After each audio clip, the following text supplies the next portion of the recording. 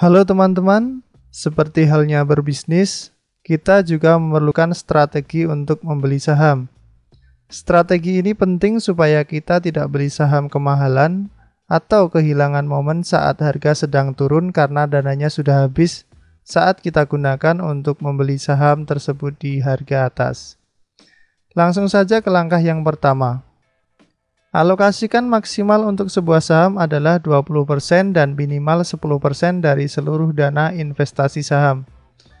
20% artinya kita sangat yakin, sedangkan 10% jika kita cukup yakin dengan perusahaan yang kita pilih tersebut. Sebagai contoh, jika kita memiliki dana investasi 10 juta, maka dana maksimal untuk membeli satu saham adalah 2 juta dan minimal 1 juta. Jangan mengalokasikan dana 1% pun untuk saham pada perusahaan yang teman-teman tidak yakin atau kurang yakin untuk berinvestasi di dalamnya. Mengapa alokasi ini penting? Hal ini untuk membatasi kita dari terlalu banyaknya saham yang dibeli, sehingga teman-teman kesulitan untuk memantau saham tersebut. Menurut saya, 5-10 saham sudah tepat untuk menjadi kendaraan investasi kita. Langkah yang kedua, bagi dana yang dialokasikan untuk setiap saham menjadi 4 bagian. Misalnya teman-teman menganggap saham A mendapat alokasi 2 juta, maka 2 juta tersebut dibagi menjadi 4 diperoleh nilai Rp500.000. Buat tabel seperti pada gambar, kemudian tuliskan nama saham, nilai intrinsik, margin of safety, harga beli, average down 1 sampai dengan average down 3. Nilai intrinsik merupakan harga wajar dari saham yang kita pilih tersebut. Biasanya saya menggunakan rata-rata PBV harga terendah 5-10 tahun terakhir. Setelah dihitung, anggap saja nilai intrinsik saham A adalah Rp1.000.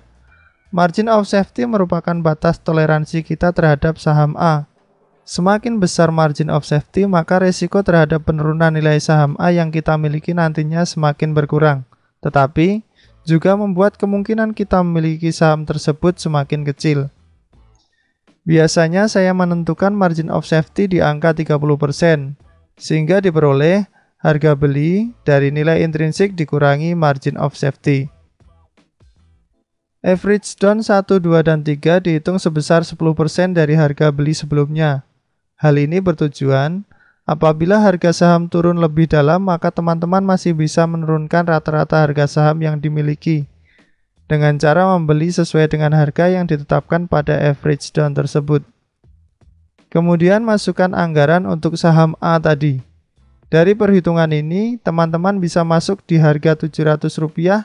Kemudian jika harga masih bergerak turun, bisa di average down di harga Rp630 dan seterusnya dengan nilai Rp500.000.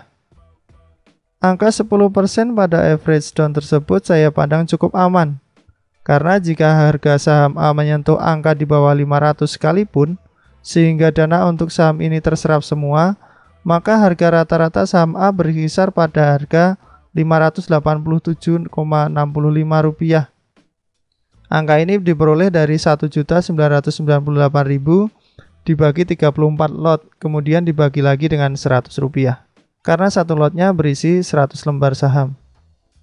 Jika kita lihat, harga rata-rata 587 ini sudah mencerminkan 58% dari nilai intrinsik yang telah kita tetapkan sebelumnya. Bagaimana jika suatu ketika teman-teman menambahkan dana lagi untuk investasi saham? Otomatis ini akan berdampak pada alokasi saham A tentunya. Misalnya, dana alokasi tambahan untuk saham A sebesar 1 juta, maka mudah saja tinggal membagi 1 juta tersebut menjadi 4 pos, kemudian meletakkannya di belakang tabel yang tadi telah dibuat.